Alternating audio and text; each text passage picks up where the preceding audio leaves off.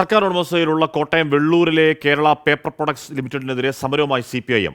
ഫാക്ടറിയിൽ നിന്നുള്ള രാസമാലിന്യം പുഴയിലേക്ക് ഒഴുക്കുന്നതിൽ പ്രതിഷേധിച്ചാണ് സമരം.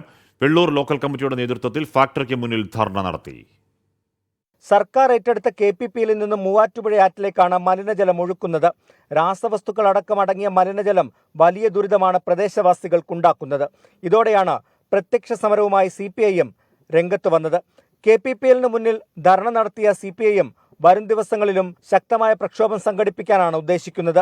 വെള്ളൂർ ലോക്കൽ കമ്മിറ്റിയുടെ നേതൃത്വത്തിലായിരുന്നു പ്രതിഷേധം.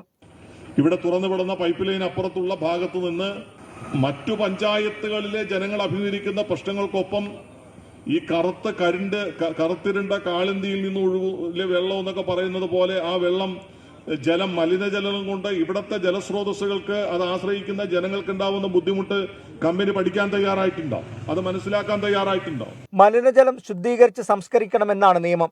ഇതൊന്നും പാലിക്കാതെയാണ് മലിനജലം മൂവാറ്റുപുഴ ആറ്റിലേക്ക് ഒഴുക്കുന്നത്. ഫാക്ടറിയിലെ ശുദ്ധീകരണ പ്ലാന്റ് തകരാറിലാണെന്നാണ് വിവരം. ഇതിന്റെ തകരാർ പരിഹരിക്കാനുള്ള നടപടികളും വൈകുകയാണ്.